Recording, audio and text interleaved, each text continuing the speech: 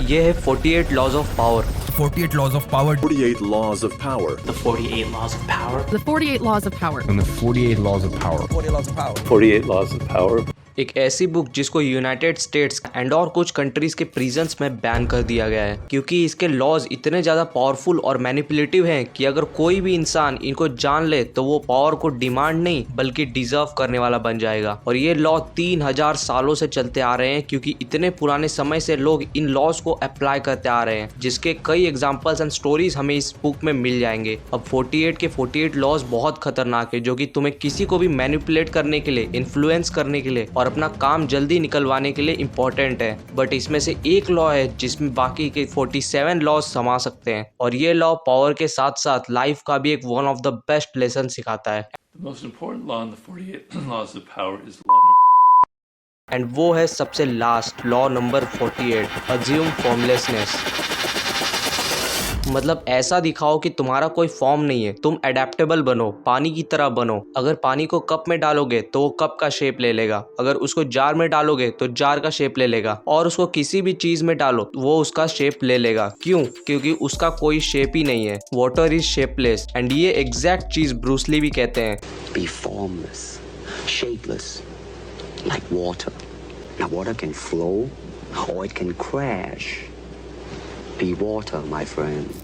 तुम्हें पता है बाकी सब में से यही लॉ सबसे ज़्यादा इंपॉर्टेंट क्यों है, जबकि इसमें कोई स्पेसिफिक चीज़ भी नहीं है। लॉ नंबर 1 में है कि अपने से ऊपर लेवल के बंदे के सामने खुद को उससे बड़ा मत दिखाओ। लॉ नंबर 2 में है कि दोस्तों के ऊपर ज़्यादा भरोसा मत करो। लॉ नंबर 4 में है कि ज़रूरत से भी कम बोलो। बट इस बुक का 48वां लॉ कहता है कि ये सारे लॉज को भूल जाओ। यस, ये सारे लॉज भूल जाओ और सिचुएशन के हिसाब से एक्ट करो। हो सकता है कि किसी सिचुएशन में तुम्हें फर्स्ट लॉ को अपोज करके अपने से सुपीरियर बंदे के सामने खुद को बड़ा दिखाना पड़े। हो सकता है कि सेकंड लॉ को अपोज करके तुम्हें दुनिया में सबसे ज्यादा दोस्तों पे ही भरोसा करना पड़े। हो सकता है कि तुम्हें फोर्थ लॉ को अपोज करके कभी जरूरत से भी बहुत ज्यादा बोलना पड़े। मतलब ऐसे ही हर लॉ को अपोज किया जा सकता है, बट इस 48th लॉ को नहीं, क्योंकि इसको जिसने अपोज किया, जिसने इसको लाइफ में फॉलो नहीं किया, तो इतिहास गवाह है कि वो बर्बाद हुआ है। जैसे कि नोकिया हो गया, क्योंकि उसने समय के साथ स्क्रीन टच फोन्स लॉन्च नहीं किए। वो कीपैड पर ही टिका रहा जब उसके कॉम्पिटिटर स्क्रीन टच पे शिफ्ट हो रहे थे।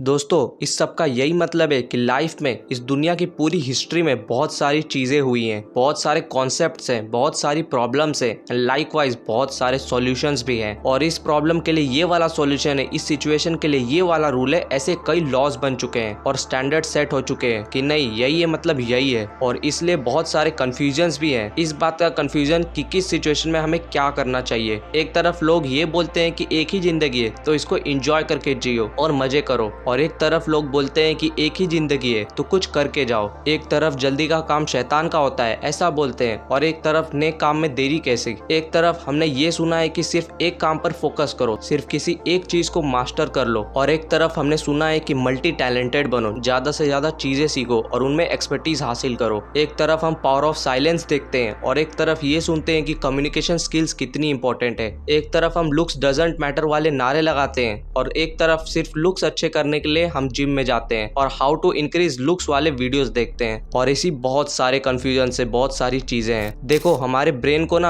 आसान चीजें पसंद है, इसलिए हम किसी को भी सही या गलत में डिफरेंशिएट कर देते हैं। अगर उसने उसको गाली दी तो वो अच्छा लड़का नहीं है, अगर उसने क्लास में सारे जवाब दिए तो वो इंटेलिजेंट लड़की है, अगर इसके पास आईफोन है तो वो अमीर है या वो घमंडी है, अगर उस एक्टर ने गैम्बलिंग ऐप या विमल का ऐड कर दिया तो वो बुरा एक्टर है, अगर उस सेलिब्रिटी ने पब्लिक में किसी को गले लगा लिया तो वो अच्छा है। तो हमारे ब्रेन को ऐसे अजम्पशंस बनाने की आदत है, क्योंकि यहाँ पे सिर्फ राइट और रॉन्ग ही तो बताना है, ब्लैक और व्हाइट ही तो बताना है। बट दोस्तों, एक बात हमेशा याद रखना कि जिंदगी में कुछ भी पूरा ब्लैक और पूरा व्हाइट नहीं होता, कुछ ग्रे भी होता है, और मोस्ट ऑफ द चीजें ग्रे ही हैं, मोस्ट ऑफ द लोग भी ग्रे ही हैं, most of the rules, laws, lessons, advices ना ही पूरी सही है ना ही पूरी गलत, सब कुछ समय और सिचुएशन के हिसाब से है।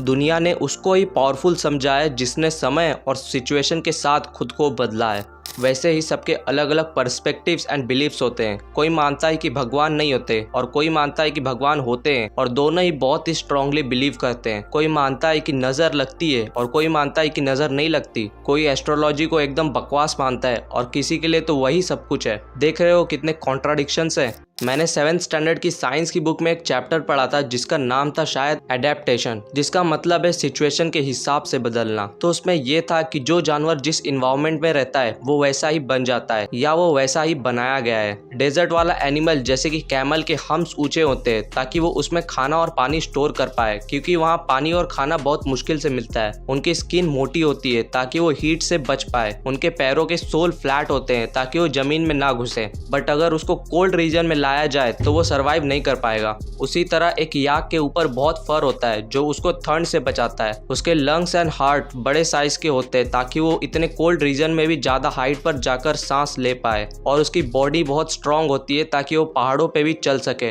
बट कैमल की तरह उसको भी एक डेजर्ट में लाया जाए तो वो सरवाइव नहीं कर पाएगा। और ये सभी एनिमल्स के साथ होता है। बट दोस्तों, ह्यूमन बींग्स ऐसे हैं जो हर रीजन में अडेप्ट हो जाते हैं। हर इन्वायरमेंट में तुम्हें वो मिल जाएंगे एंड इसलिए हम इतना डेवलप कर पाए हैं, हम इतना कुछ बिल्ड कर पाए हैं जस्ट बिकॉज हमने अडेप्ट किया। हम चेंज हुए। हम किसी एक विश्वास पर, किसी एक लॉ पर नहीं टिके रहे। समय के साथ साथ ज्ञान भी बदलते गए और अलग अलग स्टैंडर्ड्स सेट होते हुए चले गए और हमने चीजों को क्वेश्चन किया और आगे बढ़े। तो दोस्तों, लास्ट में यही कंक्लूजन है कि स्मार्ट बनो। किसी भी चीज को पर्सनली मत लो, किसी भी चीज को पूरा सही या गलत मत मानो, किसी भी चीज को पूरा सच या झूठ मत मानो। अपने फीलिंग्स, इमोशंस और थिंकिंग को फॉर्मलेस रखो। किसी एक फॉर्म जैसा मत रखो, बल्कि हमेशा एक चेंज के लिए रेडी रहो। हर चीज को क्वेश्चन करो। किसी के अंधभक्त मत बन जाओ, चाहे कोई स्पोर्ट्स पर्सन हो, चाहे actors, influencers, entrepreneur, motivational speaker या स्पिरिचुअल गुरु ही क्यों ना हो। जो ज्ञान वो दे रहे हैं हो सकता है कि वो तुम्हारे लिए ना हो। फॉर एग्जाम्पल, अगर वो बोल रहे हैं कि डोंट गिव अप, लगे रहो वगैरह वगैरह, बट शायद जिस सिचुएशन में तुम हो उसमें गिव अप ही करना बेस्ट होगा। किसी को डायरेक्टली सही या गलत मत बोलो, क्योंकि जैसा कि हमने कहा कि सब ग्रे है, तो सामने वाले के ओपिनियन को भी देखो कि वो खुद को सही क्यों बोल रहा है। अपने इमोशंस को हाइड करो, अपने फेस पर अपनी फीलिंग्स मत दिखाओ। हर सिचुएशन में अडेप्ट करने की कोशिश करो। जिन लोगों के साथ रह रहे हो उन लोगों के जैसा एक्ट करो। सिचुएशन के हिसाब से किसी भी बुक के लॉज को, रूल्स को यूज करो। तब तुम्हारे लिए सारी दुनिया भर की अपॉर्चुनिटीज खुल जाएंगी और तुम एक्चुअल में पावरफुल बन जाओगे और तुम्हारी लाइफ चेंज हो जाएगी। दोस्तों, इस वीडियो में कोई पॉइंट बाय पॉइंट टिप या टेक्निक नहीं थी, बल्कि सीधा तुम्हारे माइंडसेट पर वार किया गया है। अगर ये वीडियो तुम्हें अच्छे से समझ आ गया है तो जरूर कमेंट्स में बता देना, और कोई चीज़ गलत लगी हो तो वो भी जरूर बताना। सो दोस्तों, इस वीडियो को यहीं पर एंड करते हैं। मैं अदीप विश्वकर्मा तुम सभी से विदा लेता हूँ और तुम सभी को ऑल द बेस्ट।